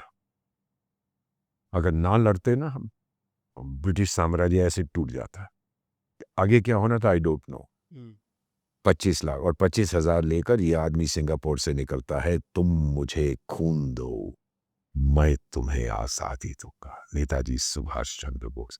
जिस दिन हमने उसकी मूर्ति को विराजमान किया देश की राजधानी में, उस दिन मेरा ज्ञान आज़ाद हुआ। जब चंद्रयान गया था जहां कोई पहले नहीं गया, south pole of the moon जो कहते हैं, उस दिन मेरा आत्मविश्वास आज़ाद हुआ। मैं सनातनी हूं, पठान का बेटा, सीखनी का बेटा सनातनी है। जिस दिन राम लल्ला अपने घर गए, मेरी आत्मा आज़ाद हो गई उस दिन। महाभारत में बेटा एकमात्र हमारा देश है सभ्यता। आपको पता है हम पुराने शास्त्रों की पूजा करते हैं और विश्वकर्मा दिवस पर हमारे सिपाही शस्त्रों की पूजा भी करते हैं। आप कलम की पूजा करते हैं, मैं अपने लैपटॉप की पूजा की ना, अपने जो हमारे औजार है। जब मध्यस्थता नहीं चली, भगवान Shri Krishna the greatest diplomat in the world नहीं हुआ, फिर उन्होंने कहा अर्जुन से पार्थ अब जंग होने वाला है, हथियार लेके आ, क्योंकि बनवास उन्होंने काट दिया था एटसेट्रा। तो एक कब्रिस्तान के करीब उनके हथियार पड़े थे एक पेड़ के ऊपर, और वहां पर एक स्केलेटन लटक रहा था। तो लोग जाते नहीं थे, तो उन्होंने कहा जा पार्थ लेके आ। लेकिन पार्थ हथियार हाथ लगाने से पहले महादेव को याद कर। तो अर्जुन ने प्रार्थना की भगवान शिव को। यह हमारी परंपरा है, पुराने शास्त्रों की और शस्त्रों की पूजा हम करते हैं। दीपक सर, परंपराएं हैं, सब कुछ है, हमने इतनी लड़ाई भी लड़ी, और सब कुछ सुनते भी आ रहे हैं, महाभारत, रामायण, हर चीज़ सुनते आ रहे हैं। आज देश का 2 करोड़ से ज़्यादा यूथ एक ऐसे मुहिम में जुड़ रहा है। वो क्या वो कॉकरोच हाँ, वो मेरा नहीं ख्याल क्यों आधे मैं बताता हूँ उसमें? मेरे जिनसे मैंने आधे से ज्यादा तो हंसी मजाक में उधर जा रहे हैं they are not serious about ये शुरुआत भी तो हंसी मजाक हो जाता है ना सरजीत सिंह, मतलब अपने नहीं आई डोंट थिंक सो किसी के आई डोंट थिंक सो करते जो- आप इनसे कहेंगे जो जेन जी की बात करते हैं जेन जी अब थक चुका है जेन जी जा रहा है अब जेन अल्फा आ गया ना पहले तो हम नेपाल में भी तो अब देखो कैसा पूरा मुहिम बदल गया। हाँ बट इट वाजंट जेन जी वो उनके पुराने पॉलिटिशियंस थे अब जेन जी खत्म हो गया पुराने ये कुछ विदेशी ताकतों का हाथ था बांग्लादेश में भी gen Z rubbish they were not students जो निकले थे सड़कों पे ये सब जमाते इस्लामी के 60 साल के बुढ़े निकले थे सड़कों पे स्टूडेंट वो श्रीलंका में भी it was politicians etcetera and जो भी था so what I want to say is Nepal में शुरुआत हुई थी मॉरिटेनिया में भी मैंने ये देखा है मॉरिशस में भी शुरुआत हुई थी बहुत जगह ये जेन जी अब थक गया है अब जेन अल्फा आ रहा है बट ये जो कॉकरोच की बात करते हैं दिस इज फॉर हंसी मजाक मैं नहीं देखता इनमें से कोई भी जो सीरियसली इसको लेता है कि हमको हाँ समस्या है एग्जाम के पेपर लीक होते हैं मेरा अपना मानना है कि ये जो अपराध है जो बच्चों के भविष्य के साथ आप खेल रहे हैं इसको ट्रीटेड एट पार विद बलात्कार मैं मलेशिया में आपका उपराजदूत था अगर आपके पास 5 ग्राम से ज्यादा कोकेन है जज आपके लिए कुछ नहीं कर सकता मैंडेटरी कानून कहता है सजाए मौत सजाए मौत है पान mandatory no excuse no argument ये जो लोग करते हैं उनके लिए मैंडेटरी 50 साल कर दीजिए मेरा मानना है कि तो आप तो पीएम मोदी के साथ में रहे हो, आप तो मतलब आप कैसे विशेष सलाहकार रहा हूं पर इसका ये मतलब नहीं है कि सारी चीजें उस समय हम बात कर बेटा let me just tell you something he knows his mind सब जानते हो? वो सब जानता है और जब समय आएगा वो करेगा अब मेरी वाइफ कहती है कि मैं आरएसएस से भी जुड़ा हूं तो आप लोग बड़े घमंडी हो गए नहीं हो गए अब वो मेरी बेगम है क्या बोलूं उसको 50 साल से एक ही बेगम है तो ऑल राइट हो गए तो हो गए वो मेरा अपना मानना है ये भी आते फैड्स आते हैं ना ये मूवमेंट्स आती है ब्लैक लाइव्स मैटर अमेरिका में आया था जब मार दिया था वो भी काफी देर तक हु हा ठप हो गया एक चाइना में भी बाय द वे मूवमेंट है उसको कहते हैं फ्लैट लायर्स फ्लैट लाई ये लोग वो हैं कहते हैं भाई हमको कुछ नहीं करना हम आराम करेंगे हम सुबह 9 बजे से लेकर रात के 9 बजे की नौकरी फिर हम झगड़ा करते हैं फिर हम दौड़ते हैं नौकरियों के पीछे पैसे के पीछे दौड़ते हैं कपड़ों के पीछे दौड़ते हैं मॉल में जाते हैं लेटेस्ट मोबाइल फ़ोन हमको चाहिए छोकरियों के पीछे दौड़ते हैं ना भाई हम जा रहे हैं रैट रेस में हमने उसको फ्लैट लायर्स कह रहे हैं वो भी और वो जो टिंग टोंग है पिंग पोंग डिंगलिंग टिंगलिंग वो कहता है ये तो राष्ट्रीय सिक्योरिटी का खतरा बन गया अबे गधे बच्चे हैं तुम्हारे यार जब यहाँ पे उस लड़की का बलात्कार हुआ था बेटा आप तो थे ना यहाँ पर देश की राजधानी में अब उसी समय लौटा था हजारों लाखों लोग निकल मैं आपको एक सच्ची कहानी बताता हूँ हजारों लाखों हमारे बच्चे सड़क पर उतर आए थे जैम कर चक्का जाम हो गया था पूरा कुछ बदमाश भी घुसने थे बसों को आग लगाया लाने लेकिन हमारे बच्चों ने उनको ठोक पीट कर भगा दिया था वो पॉलिटिकल एनिमल्स थे जो फायदा उठाना चाहते थे एक सीनियर पुलिस ऑफिसर से मैं बात कर रहा था उसने मुझे बताया कहता है कि हमें कहा गया था कि सिचुएशन अगर खराब होगी पूरा ब्लॉक करें तो हम हो सकता है हम आपसे कहें गोली चलाओ तो मैंने कहा आपने क्या किया कहता मैं चुपचाप से अपने कमरे में गया और अपना इस्तीफा लिख दिया मैं अपने बच्चों पे गोली नहीं चलाऊंगा क्या बात है लेकिन अल्टीमेटली हमने नहीं चलाई थी गोली क्योंकि हम लोग बड़े समझदार लोग हैं वो बच्चों ने हिंसा नहीं की थी हाँ आक्रोश था और जब फिर उस लड़की को ले गए थे Singapore she was already dead उसके प्राण पर लेकिन ले जाना जरूरी था नहीं तो यहाँ पे गुस्सा बहुत है ना हिंसा का डर था तो मेरा कहने का मतलब है बेटा कि देखिए वो जो इजिप्ट का होता था 90 साल का राष्ट्रपति कहना हुस्नी मुबारक जब उसके अगेंस्ट डेमोन्स्ट्रेशन हो रही थी उसने तो गोली चलानी शुरू कर दी थी करेक्ट। हम लोग वो चीज़ें नहीं करते वो हमारी परंपरा नहीं अरे बच्चे हैं यार बच्चों से तो हम बहुत प्यार करते हैं अब मैं एयरपोर्ट क्योंकि आप लोगों ने मुझे हीरो बना दिया ये पॉडकास्ट में और टीवी पे कई बार एयरपोर्ट पे जाता हूँ 3-4 साल की कोई बच्ची मुझे ना दादा आके मेरे से लिपट जाते हैं बहुत अच्छा लगता है मेरे को तो ये चीज़ें हैं बेटा कि आई हैव 2 ग्रैंड डॉटर्स एक की उम्र 8 साल की है दूसरे की 11 साल की है तो बड़ा अच्छा लगता है जब उनसे बात करता हूँ नाना का तो यही होता है ना उसकी ड्यूटी होती है कि स्कूल लेके जाओ वापस लेके आओ तो उन्हें बड़ा अच्छा लगता है जब मैं वहाँ जाता हूँ अमेरिका में रहते। But it's good, it's very nice to see हमारे यंगस्टर्स किस तरह से आगे बढ़ रहे हैं, जो गर्व है, जो उनके ऊपर अब आत्मविश्वास है, सेल्फ कॉन्फिडेंस। अरे आज आप किसी से बात करो, मैंने तो किसी को नहीं, बचपन में सुनता था कि भाई ये क्या बात है, पैसे नहीं है, नहीं बेटा मेरा नसीब फूटा। आज कोई कहता है? नहीं कहता है। आज कोई नहीं कह रहा है, बेटा ये आत्मविश्वास, आज मेरा हाथ यूं नहीं है, आज मेरा हाथ यूं है। सबका हाथ यूं है। Thank you, thank you. मैं, मेरा का मतलब भारत का। तो ये बहुत परिवर्तन आया है। दिस इज सेल्फ कॉन्फिडेंस जो चाणक्य ने कहा, राइट।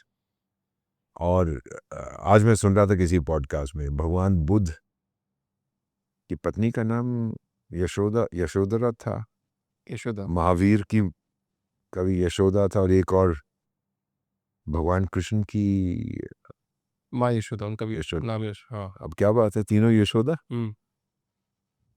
क्या कह सकता हूँ इस देश के बारे में। अरे गोरो तुमको समझ नहीं आएगा, यू नो 84 लाख जन्म लेने पड़ते हैं, मेरी दादी कहा कर, 84 लाख जन्म। ये भी कहते हैं कि भारत को समझने के लिए 7 जन्म लेने पड़ते, एक बार में आप नहीं समझ पाओगे। अरे 3 करोड़ तो मंदिर है मेरे देश में, 3 करोड़। इतना मैं बता देता हूं,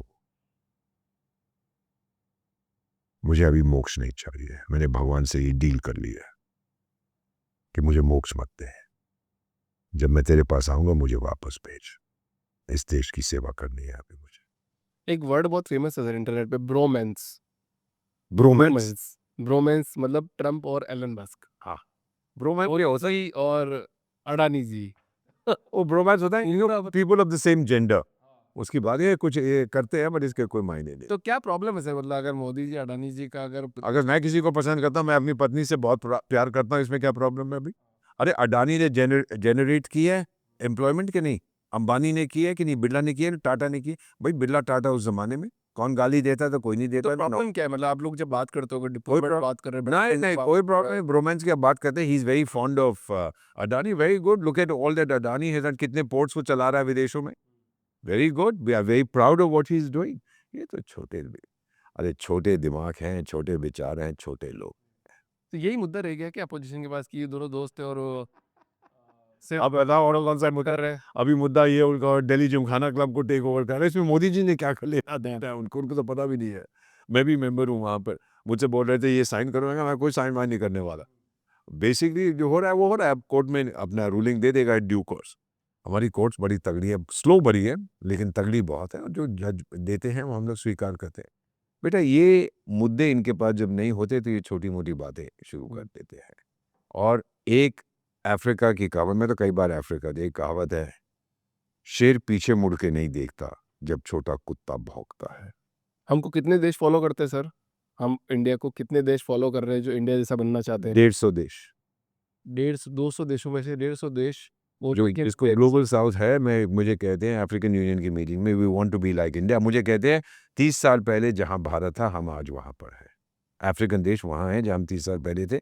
2-3 हैं जो कहते हैं मैं यूरोप की तरह होना चाहता हूँ कि ये डेमोक्रेसी। मैंने कहा डेमोक्रेसी हमारे पास भी है, मल्टी कल्चर हम भी है, मल्टी रिलीजियस, मल्टी एथनिक।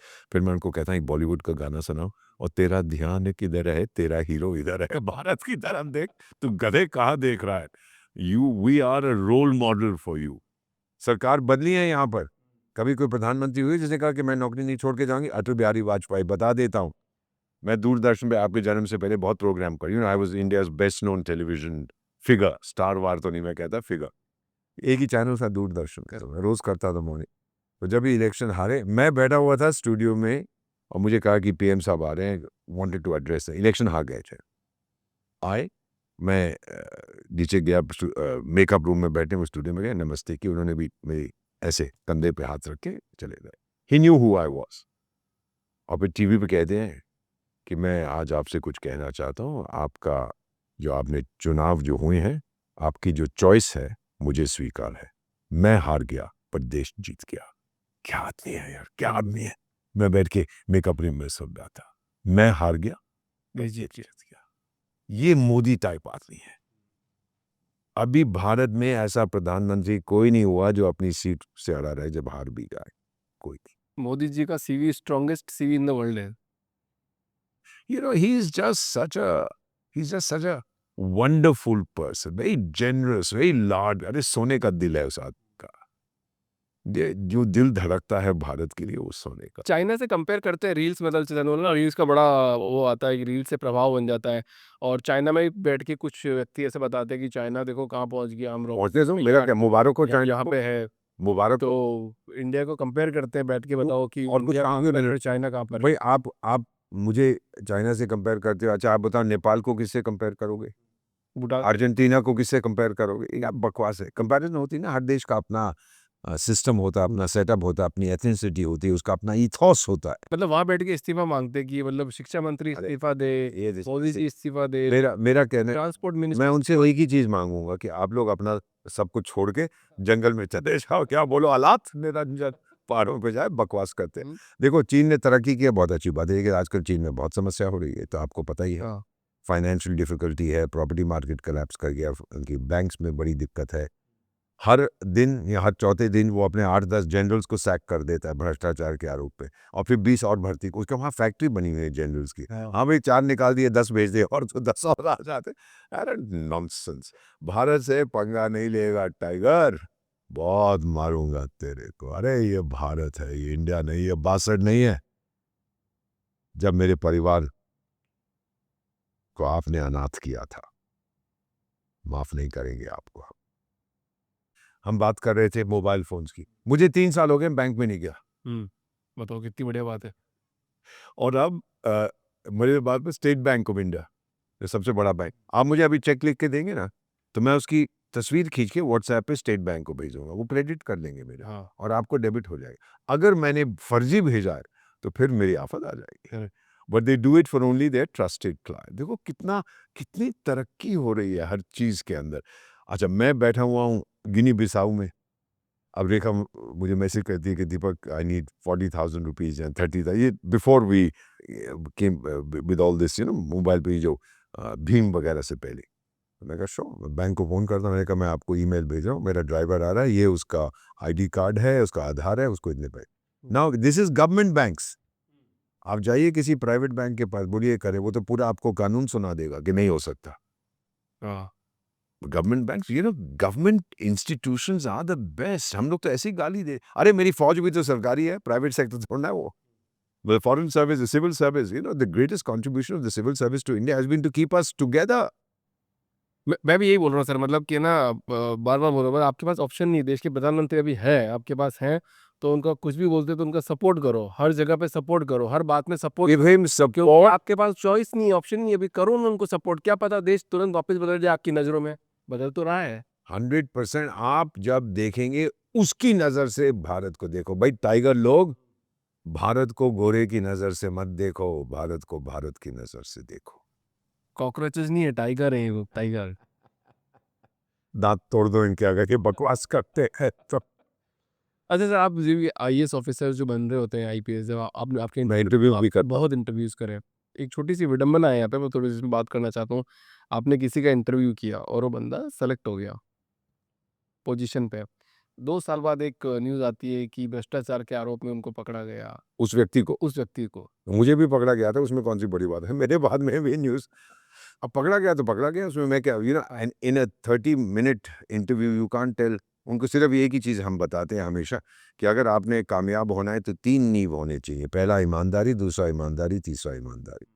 अब वो नहीं मानता है, कोई क्या कर सकता है। और ये मैं बता देता हूँ, ये जो भ्रष्टाचार के केस, बहुत अच्छा है कि मीडिया इनको उछालता है, लेकिन कितने हैं? कई लाख सिविल सर्वेंट्स आपके देश में, 10 होंगे भ्रष्ट, 20 होंगे, 30 होंगे पिछले 10 साल में 250 से भी ज्यादा रजिस्टर्ड केस है of corruption, of of corruption out of a total of. Last 10 साल में, लास्ट 5 साल में। और टोटल कितना होगा? 10 लाख, 20 लाख। तो उसमें से 3 मिलियन सिविल सर्वेंट्स है, 30 लाख। बड़े लोग मतलब IAS IPS जो मैं सिविल सर्वेंट की बात, हाँ उनमें हम आप पूरा गिन लीजिए, आप पूरा गिन लीजिए कितने होंगे। 5 लाख होंगे, तो उसमें से अगर 250 हो गए तो इट्स नॉट अ वे, होने नहीं चाहिए। पर it's not a big deal, ठीक है, कर रहे तो कर रहे हैं, मतलब करोड़ों। वो उनका पर्सनल होता है बेटा, इट्स योर पर्सनल संस्कार। देश पे डेंट तो पड़ता है ना इनकी वजह से, या नहीं पड़ता है? नहीं, नहीं, देश पे डेंट नहीं पड़ता नहीं, नहीं, ये कहने का मतलब है कि 1-2 प्रोजेक्ट डिले हो जाएंगे, बाय एंड लार्ज आपकी नेशनल सिक्योरिटी पे कोई असर नहीं पड़ता, जो मैंने देखा है। बल्कि विदेश सेवा में अगर आप देश के साथ गद्दारी करते हैं, उसका असर पड़ सकता है। विदेश सेवा के अंदर सबसे ज़्यादा एक राजदूत का मेन काम क्या होता है सर? मतलब 3-4 मेन काम क्या? मैं बता देता हूँ, सबसे पहले तो होता है जिस देश में आप जाते हैं उसके साथ अच्छे संबंध बनाओ, उसको अपनी तरफ ले आओ ताकि वो आपका दोस्त बने। और जिन देशों में मैं गया हूँ, 6 देशों में राजदूत रह चुका, ये कोशिश रहती है। 6 के 6 देशों के राष्ट्रपति मेरे बहुत अजीज दोस्त बन गए थे। हाँ। अच्छा रहता है, उनके साथ दोस्ती करो, बातचीत करो। दोस्ती करने का अच्छा थे, उसकी तारीफ करो। हाँ। नॉट डोंट बी इनसिंसियर, बोलो mister president I love you. थे एक देश के एक राष्ट्रपति से मैंने कहा कि आप बहुत अच्छा काम, आई रियली लव यू। मुझे कहता एम्बेसडर आई लव यू। मैंने कहा सर ये तो म्यूचुअल लव अफेयर हो गया, हंसी मजाक में बात टाल देते हैं। तो बताता हूँ, my mother she left us when she was 96 और शी वाज डायबिटिक। तो ये जैक फ्रूट वो बहुत खाती थी, it is very good for her health. Sudan में बहुत होता है, तो वहाँ के राष्ट्रपति हमारे बहुत दोस्त थे, अब तो जेल में है, कैंसर है वो, उनके अपनी पॉलिटिकल सिचुएशन जो थी। तो उनको पता लगा कि एम्बेसडर की पत्नी मदर आई हुई है and she loves jackfruit, grapefruit, sorry not jackfruit, grapefruit बहुत खाती है वो, थोड़ा खट्टा होता है, में चीनी नहीं होती, she used to love that. उनको पता लगा ग्रेप फ्रूट बहुत खाती हैं। और एक दिन 2 दिन के बाद सुबह मेरा सिक्योरिटी वाला इंडिया हाउस मेरे रेजिडेंस में, मैं राजदूता दौड़ाया सर, वो प्रेसिडेंसी से एक मिनी ट्रक आया, उसमें ग्रेप फ्रूट भरे हुए हैं, आपकी माँ के लिए भेजे। Look at the man, look at the fellow, उसके दिल में क्या फीलिंग हुई होगी। अफ्रीका में ये बहुत है, दे वेरी ह्यूमेन पीपल। गोरू में ये नहीं है, वो परवाह नहीं करते। मेरा तजुर्बा ये है। अब मैं आपको एक चीज़ बताता हूँ बेटा, बिफोर वी कंक्लूड। आपने कहा ना मेरा मेन काम ये होता है गुड रिलेशंस, फिर हमारा कॉन्सुलर काम होता है पासपोर्ट वीज़ा का, फिर कमर्शियल रिलेशन बनाना, बेसिकली अपने देश की छवि। झूठ बोलने से कोई फ़ायदा नहीं, इंटरनेट पे पता लग जाता है। अब मैं बताता हूँ आपको before we conclude, so called independence 47, 48, 49, 50 till 1990 भारत की छवि क्या थी गोरू में, मैं बताता हूँ। गरीब, नपुंसक, भ्रष्ट, टूट जाएगा, ethnic division, religious division, technology नहीं है, गुलाम मेंटालिटी है। जब मैं अपनी पहली पोस्टिंग पेरिस गया था 1975, यही मैं सुनता था, खून के आंसू पीता था बेटा मैं। अरे कहाँ से थर्ड लेवल की कंट्री से ये जूनियर डिप्लोमेट आ गया, डोंट वेस्ट टाइम, चपरासी से बोलो बात करेगा, ये घमंड था इनमें। और आज because of this one man जो भारत की छवि है, आज झुक झुक के मुझे सलाम का। Everybody wants to be a part of the India story. क्यों आते हैं ये रायसीना डायलॉग में 100 देश, 150 देश, 125 देश, क्यों आते हैं? यूरोपियन यूनियन का सबसे बड़ा ग्रुप आता है in the history of the European union. इतने कमिश्नर्स नहीं आते, इतने देश के रिप्रेजेंटेटिव्स नहीं आते, को दिखना चाहते हैं भारत में कर। अफ्रीका जो आते हैं, अब इंडिया अफ्रीका फोरम समिट होने वाला, अब तो मैं नहीं जाता हूँ उसमें, होने वाला, वो मुझे कई बार आते हैं, सर आप अपने आप को डेवलपिंग कंट्री क्यों कहते हैं? हम तो गुरुग्राम होके आ रहे हैं सर, ये तो न्यूयॉर्क का बाप है। मैंने कहा thank you very much. wherever you go बेटा, अभी तिनसुकिया और डिब्रूगढ़ से मैं आ रहा हूँ, what beautiful place, infrastructure, AI summit हो रही है हमारे यहाँ पे, एआई टेक्नोलॉजी की बात की जा रही AI है। Impact summit. हाँ। और उन्होंने कहा कि 10 करोड़ नौकरियां अगले 5 साल में बनेंगी, AI के आधार पर अधिकांश नौकरियां भारत में होंगी। दिमाग हमारे सबसे तेज है। स्पेस टेक्नोलॉजी का यूज़ कर रहे हैं, नैनो टेक्नोलॉजी का यूज़ कर रहे हैं सड़कें बनाने में। अब मैं आपको बताता हूँ एक और चीज़ बेटा, कि कई 6 का तो मैं जानता हूँ, 6 देश जहाँ की पॉपुलेशन डिक्लाइन कर रही है, हमारी तो स्टेबल हो गई है। तो वो कह रहे हैं कि आप जरा अपनी जवानी हमें दीजिए, यंग पीपल, हमारे पास लोग नहीं है तो रन द फैक्ट्रीज। भाई भारत की मीडियन एज 29 है। 70 करोड़ भारतवासी बेटे की तरह 29 से कम है, 70 करोड़ मेरी तरह 29 से थोड़े से ज़्यादा है। सबसे बूढ़ा देश जापान है, उसकी 49 है, 49। जापान के आधे लोग 49 से ज़्यादा, आधे कम है। पिछले साल, and this is natural figure, पिछले साल जापानीज मदर्स ने, माओ ने, पूरे देश में 7,40,000 बच्चे पैदा किए। और जापानीज राजदूत मुझे बता, 7,40,000 पूरे देश में। तो मजाक में मैंने कहा राजदूत, उससे ज़्यादा तो हम दिल्ली में कर देते हैं। क्या बात, हंसी मजाक में, it's meant to be. So the fact is that as Indians we are very easy to get along with. As a diplomat, मेरा काम होता है not to be arrogant। कुछ लेना चाहते हैं मिल ले यार, ले पड़ेगा। दोस्ती करते हैं ना। The idea is to build friendships, और जहाँ पे दोस्ती नहीं है बनाओ, जहाँ दोस्ती है उसको और मजबूत करो। हमारी भी दोस्ती हो गई सर आज तो।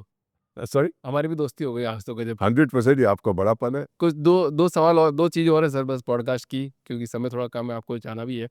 तो अब बताएं पीओके को कभी हम ऑक्यूपाई कर लें? 24 घंटे के अंदर वापस ला सकता हूँ। 20 लाख मूल्य चाहिए आपको हार्डकोर। जमीन तो आपको चाहिए, लोग नहीं चाहिए वहाँ के। वो बिगड़ चुके हैं वहाँ पे सारे ये कमीने कुछ माफी चाहता हूँ जो मैं कह रहा हूँ। दुनिया का सबसे खतरनाक इंसान पंजाबी मुसलमान है। कमीने हैं, अपने आप को खुदा समझते हैं। पंजाबी मुसलमान देश को भारत का बंटवारा भी इन्हें ने करवाया था। और जो बिहार के लोग हैं तो अभी तक उनको मुहाजिर कहते हैं और घुसने नहीं देते फौज में। पश्तूनों को, सिंधियों को, बलोचों को उठा के ले जाते हैं। मैं आपको एक चीज बताऊं, पीओके की आपने बात की है, जो सड़क है स्कार्दू से कारगिल वो 30-40 किलोमीटर की वो बंद कर रखी है हमने, क्योंकि जब से जंग हुआ था 47 बाय द वे जो उन्होंने भेजे थे अपने कबीले, वो तो सेल्फ फाइनेंसिंग ऑपरेशन था, वो टेररिस्ट ऑपरेशन था, वो तंजीमें अपने आप। क्योंकि नहीं तो बेटा जो बैठा हुआ है वहाँ पे नॉर्थ वेस्ट फ्रंटियर प्रोविंस में जो खैबर पख्तूनख्वा, उसका कश्मीर के साथ क्या लेना दे, बॉर्डर भी नहीं है। बताया गया कि वहाँ की औरतें बड़ी खूबसूरत हैं, सोना बहुत मिलता है, जाके लूटो वहाँ पे। खैर चले गए वो। मैं जो आपसे कहने लगा था कि बलूचिस्तान ये पीओके के लोग, मैं मिलता हूँ कारगिल में, जब मैं जाता था तो वो वीज़ा लेके आते हैं वहाँ से, फिर दिल्ली इस्लामाबाद से वीज़ा लेंगे, क्योंकि उनकी फैमिलीज हैं, भाषा एक ही बोलते हैं, बाल्टी भाषा है। आई स्पीक बाल्टी बाय द वे, कारगिल में। It's very interesting language. तो मेरे पास आते थे मिस्टर एम्बेसडर, मैंने कहा बोलिए सर हमारा वीज़ा एक्सटेंड कर दीजिए। क्यों भाई, यहाँ क्यों रहना चाहते हो तुम? सर बड़ी खूबसूरत जगह। मैंने कहा पीओके भी तो बड़ा खूबसूरत है। नहीं सर मेरा चाचा भतीजा जो भी है यहाँ रहता है। मैंने कहा सच्ची बात बता यार, क्या बात है? सर यहाँ हम बहुत सेफ फील करते हैं। मैंने कहा तो आपकी तो फौज है वहाँ, पीओके में सेफ नहीं फील करते?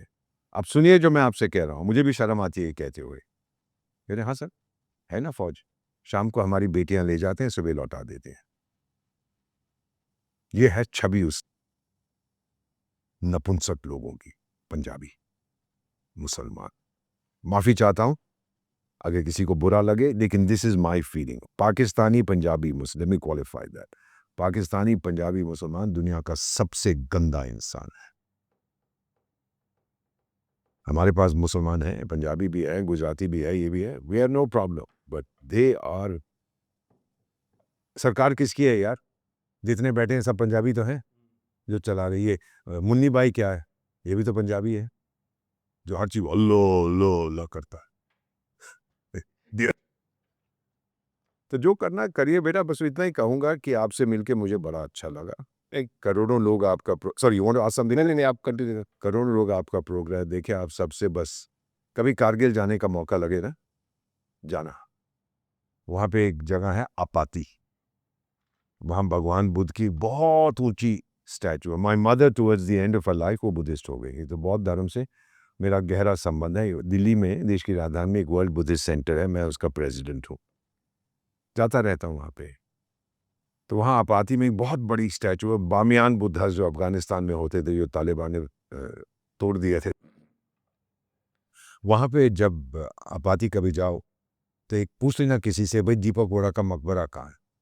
मैं अभी जीवित हूँ, लेकिन फौज ने मेरी रिक्वेस्ट पर एक छोटा सा पत्थर वहां रख दिया, भगवान बुद्ध के चरणों में। छोटा सा पत्थर है, वो भी जब तक मेरे बच्चे हैं वो शायद वो कभी चले जाएंगे, उसके बाद किसी को याद नहीं रहेगा कौन था ये। उसके ऊपर लिखा हुआ है दीपक बोरा इंडियन 1951 इटर्निटी। मेरी आत्मा हमेशा भटकती रहेगी। और क्या लिखा है जो मैंने अपने हाथों से लिखा? सुना है कि बड़े साहब ने भी देखा उसको, उनकी आंखें गीली हो गई। लिखा है कि वक्त आने पर खाक हो जाऊंगा मैं, इस माँ की गोद में सो जाऊंगा मैं, बजेगा ब्यूगल जब भारत का, फिर उठ के तैनात हो जाऊंगा मैं लौटूंगा बेटा, इस देश में लौटूंगा। जब जब भारत को मेरी आवश्यकता होगी मैं लौट के आऊंगा। इससे ज्यादा क्या कह सकता? रुलाओगे मुझे अब? नहीं एक एक और चलो फिर ठीक है, आपने इतना बोल दिया तो मैं भी देशभक्ति में थोड़ा सी मोदी जी के लिए कुछ बोल देता हूँ, और शायद बीजेपी मोदी जी को बहुत पसंद आएगा ये। वो गाना है ना, वो आज़ादी आजादी, आप सुना होगा रील के अंदर, आजादी आजादी कौन दिलाएगा आजादी, मोदी जी मोदी जी, करप्शन से आजादी कौन दिलाएगा, मोदी जी मोदी जी, बेरोजगारी से आजादी कौन दिलाएगा, मोदी जी मोदी जी, भुखमरी से आजादी कौन दिलाएगा, मोदी जी मोदी जी, शिक्षा में नंबर 1 कौन बनाएगा, मोदी जी भाई मोदी जी, हेल्थ केयर में टॉप कौन बनाएगा, मोदी जी भाई मोदी जी, नेक्स्ट बनेगा पीएम कौन, मोदी जी भाई मोदी जी। इसीलिए तो मेरे जो जिंदगी के साल बचे हैं, पीएम साहब ले लीजिए उनको। देश को, दुनिया को आपकी जरूरत है, मेरी नहीं है। मैं तो एक साधारण बेटा हूं अपनी माँ भारती का। You are special. भगवान ने आपको चुना है, आप विष्णु का अवतार है सर। ले जाओ मेरे देश को आगे sir. Keep doing what you are. हम सब आपके साथ हैं। दीपक साहब, thank you so much for giving your time. Thank you. बहुत मजा आया और आपसे मुझे भी बहुत मजा आया आपसे बात करके। और आप लोग मुस्कुराया करिए, बड़े सीरियस रहते हैं आप लोग।